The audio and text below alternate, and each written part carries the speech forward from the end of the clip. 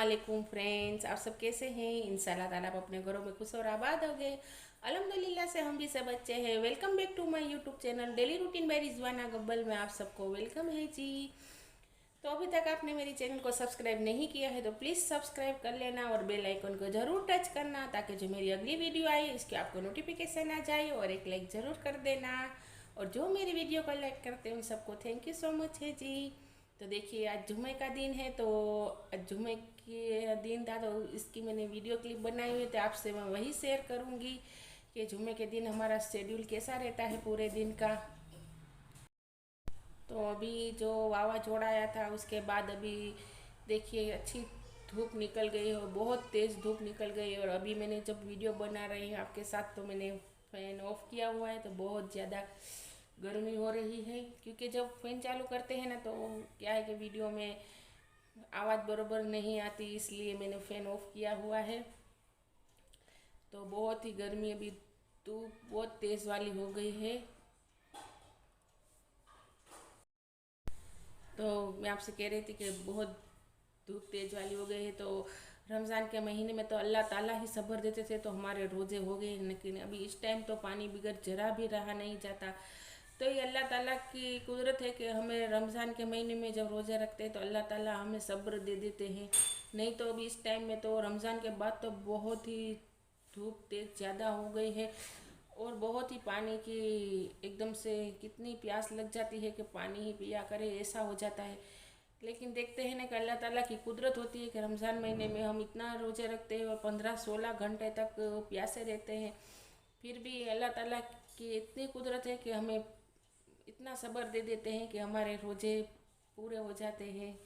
तो चलिए आपके साथ मैं शेयर करती हूँ जुम्मे की रूटीन। तो चलिए मैं तो सबके लिए दुआ करती हूँ कि अल्लाह ताला सबको अपने घरों में खैरियत से रखे और सबके रिज़्क में खूब खूब बरकत अता फरमाए, और जो भी औलाद अल्लाह ताला उनको नेक औलाद से नवाज दे, आमीन सुम्मा आमीन। तो देखिए मैंने आपसे कहा था ना कि मैं जुम्मे की जो रूटीन है वो शेयर करती हूँ। तो मैं यहाँ पे नमाज़ पढ़ लूँगी जोहर की, और उसके बाद मैं सूर्य काफ और यासीन शरीफ और सूर्य रहमान हमेशा मैं पढ़ती हूँ।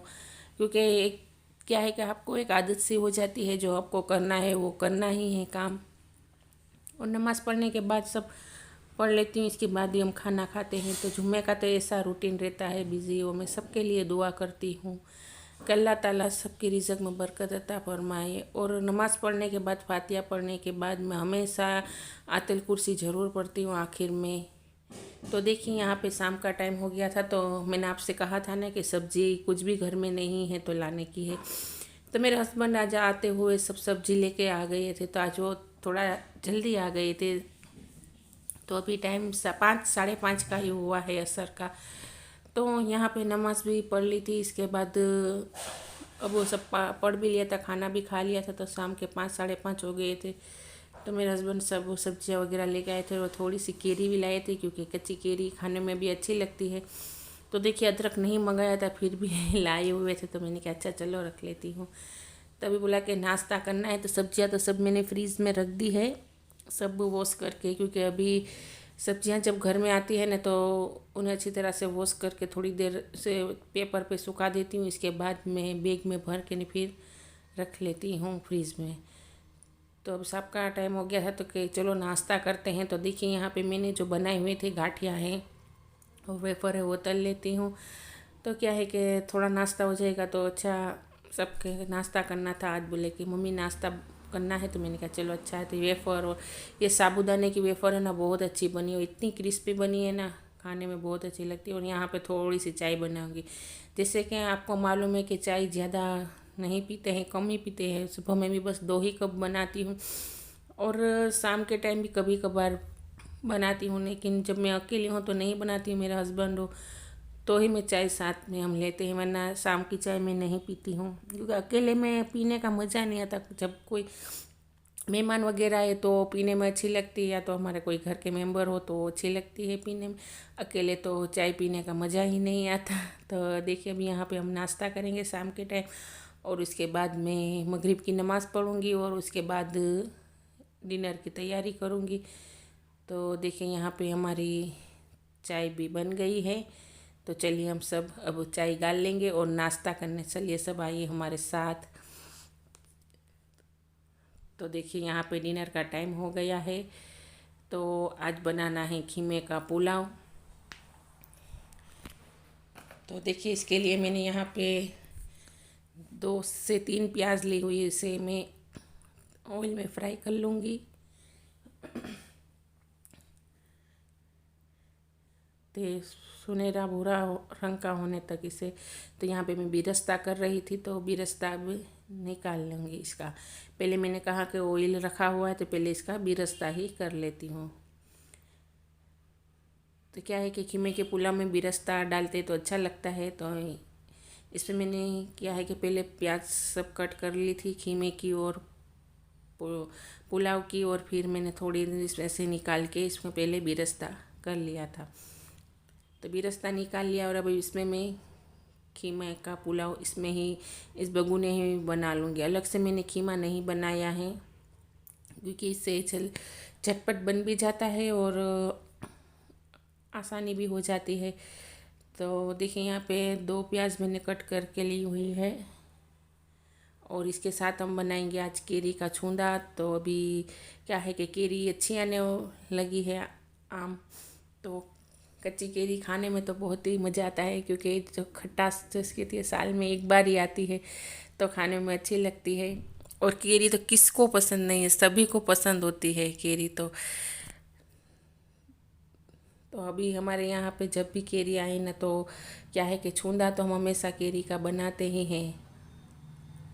तो अखनी के साथ लेते हैं, पुलाव के साथ, क्योंकि बहुत अच्छी लगती है। तो देखिए यहाँ पे हमारी प्याज थोड़ी सुनहरा भूरा रंग की हो गई थी तो इसमें खीमा डाल दिया और मसूर डाल दिए हैं।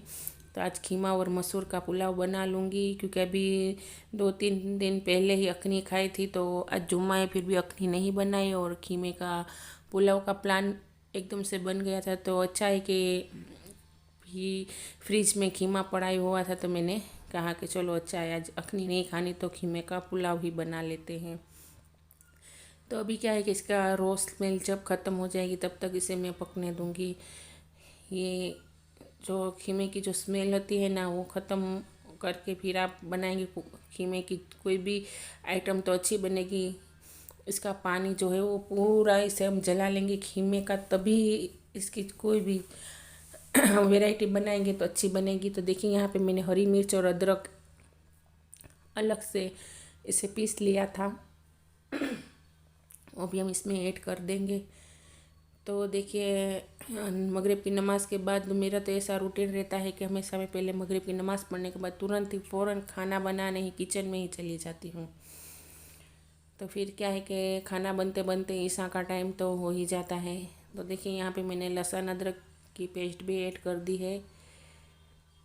तो इसे अब हम अच्छी तरह से भून लेंगे। और देखिए ये सब खड़े गरम मसाले जो हमारे रूटीन के होते हैं ना, जीरा है, इलायची, हरी इलायची, काले एलचा है और लौंग है, बादियान है, तज है, वो सब पीस लेती हूँ। मैं हमेशा फ्रेश ही पीसती हूँ। पहले मैं गरम मसाला पीस लेती हूँ, इसके बाद मैंने हरी मिर्ची पीसी थी। तो इससे क्या है कि थोड़ा थोड़ा भी पीसते कम थोड़ा तो क्या स्टोर करके रखते हैं तो फिर इतनी खुशबू अच्छी नहीं रहती। क्या है कि थोड़ा थोड़ा पीसे तो भी अच्छा रहता है कि खाने में जरा टेस्ट थोड़ा सा आ जाए। और इसमें मैंने थोड़ी सी जावित्री भी डाली हुई थी तो क्या इसका टेस्ट अलग सा, क्योंकि हम जब स्टोर करके रखते हैं तो पीछे उसके बाद में इतना टेस्ट नहीं अच्छा लगता जितना कि हम ताज़ा मसाला पीस के यूज़ करते हैं। तो यहाँ पे देखिए हल्दी पाउडर भी मैंने ऐड कर दिया है और धनिया जीरा पाउडर भी ऐड कर दिया जो हमने घर में बनाया था, जो मैंने आपके साथ शेयर किया था ना, वो इतनी अच्छी खुशबू थी इसकी, इतनी अच्छी खुशबू आ रही है ना। तो ये जब हम कोई भी सब्जी वगैरह है या नॉनवेज आइटम भी बनाते हैं ना तो इसमें डालते तो इतनी अच्छी खुशबू आती। मैंने कहा कि हमेशा घर पे ही धनिया तो पीसना चाहिए क्योंकि बाज़ार से लाते हैं तो इतनी इतनी अच्छी खुशबू नहीं होती। और जब हम घर में क्या है कि इसे पीस के बनाते हैं तो इतनी अच्छी खुशबू यहाँ आती है। जब खाना बनाते हैं तो इसका टेस्ट भी अच्छा लगता है। तो देखिए यहाँ पे केरी को छील के इसे खम लिया था और इसमें नमक डाल के इसको ढक देंगे। तो ये 10 से 15 मिनट तक इसे ढक देंगे ना तो ये इसका जो खट्टापन है वो बिल्कुल निकल जाएगा। और देखिए यहाँ पे भिंडी भी मैंने धो के रख दी है। तो ये सुबह की तैयारी है। जो मेरे हस्बैंड सुबह में जाते हैं ना तो टिफ़िन बॉक्स लेके जाते हैं, इसीलिए मैं रात को ही थोड़ी बहुत तैयारी करके रख लेती हूँ ताकि सुबह में आसानी हो जाए। फिर क्या है कि सुबह में तो इतना ज़्यादा टाइम नहीं रहता है, फिर नाश्ता बना टिफ़िन बॉक्स सब साथ में हो जाता है ना, तो रात में ही मैं थोड़े बहुत जो गवार है भिंडी है वगैरह सब मैं करके रख लेती हूँ काट के। तो फिर सुबह में मुझे सब्ज़ी बनाने में, फिर रोटी बनानी होती, चाय बनानी होती, नाश्ता सब हो जाता है। तो इसलिए मैं रात में थोड़ी तैयारी करके रख लेती हूँ। दाल वगैरह बनानी हो तो रात में भिगो के रख देती हूँ, मूंग बनाने हो तो इस तरह से मेरी रूटीन रहती है। तो देखिए यहाँ पे हरा धनिया और पुदीना भी मैंने ऐड कर दिया है और अब चावल के हिसाब से इसमें हम पानी ऐड कर देंगे। तो देखिए यहाँ पे बहुत सी आपको केरी दिख रही होगी, मेरे हस्बैंड लाए थे क्योंकि अभी केरी की मौसम चल रही है और केरियाँ खाने में बहुत किसी को भी ऐसा नहीं कि केरी नहीं पसंद आती, सभी को पसंद आती है।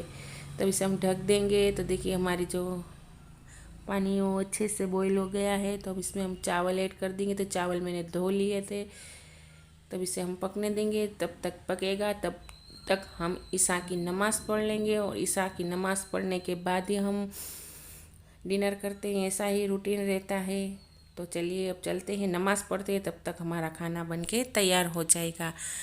तो देखिए नमाज़ भी अदा हो गई और खाना भी बन गए। तो इसमें लास्ट में बिरस्ता ऐड डाल दूँगी।